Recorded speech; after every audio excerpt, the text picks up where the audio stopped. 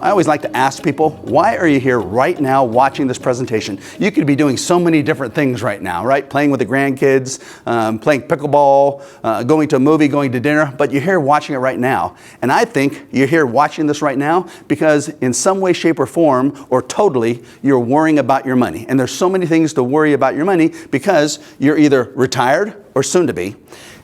You're not making a salary. You have no idea how you're going to replace your paychecks. You're not saving anymore into your 401ks, your 403bs, your 457 plans. And all of us know now at this point in our lives, you don't have time to make up the losses like you did when you were 20, 30, or 40.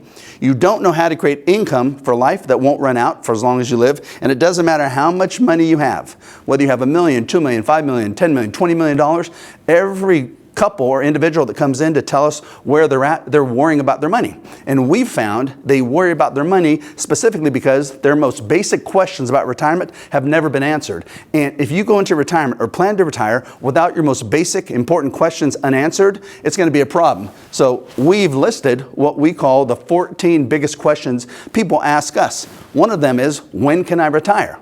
Well, if you haven't retired yet and you're thinking about when you can retire, you have to have a plan in place. Otherwise, there's no way for sure you're going to feel comfortable. But what if you've already retired? That's even a worse question. If you've already retired, should you have retired? Meaning, are you financially able to make it through?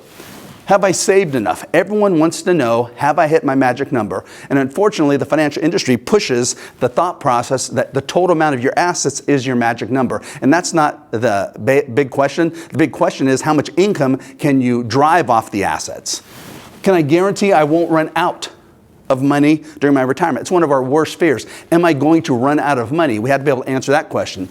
How about number 4? How much will I lose in the next stock market crash? And some of you might think you're taking minimal risk, but if you just have a normal diversified portfolio, you're probably taking a lot of risk. Can you, number 5, can you protect your assets against those types of big losses? How much can I safely withdraw from my assets? And then how long will my assets last based on me taking money out? How about number 8, one of the biggest ones? How much tax am I going to pay when I start drawing money out of my accounts, especially my taxable IRA accounts? I'm deathly afraid that my taxes are going to be huge in retirement.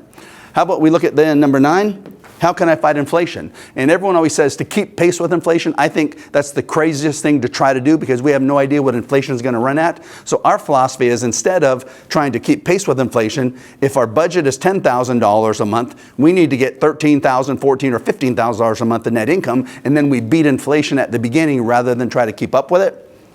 When in the heck are you supposed to take Social Security? You'll get so many different answers. Well, let's look at specific rules we go by to help you make the right decision. Number 11, can I start spending some of my money? Every one of our clients has saved $1 million, $2 million, $3 million, $5 million, $10 million. And if they're a good saver, what's the hardest single thing for a saver to do?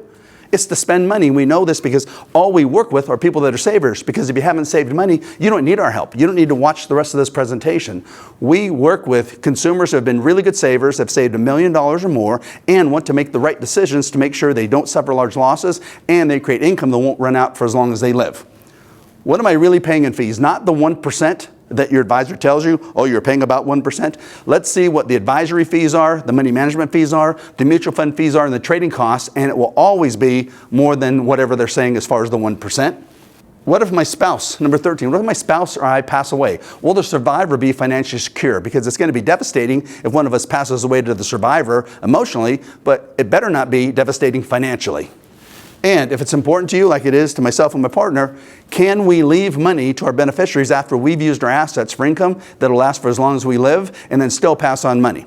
So every one of you watching has one or all of these questions still out there unanswered about their retirement. And if you go into retirement with the inability to answer these questions, this means you're basing your whole future on hope and luck because you're hoping you're going to get lucky. And you do not want to go through the next 20, 25, or 30 years hoping you're going to get lucky. You want to make sure you get uncertainty out of your retirement plan and put certainty back into your retirement plan.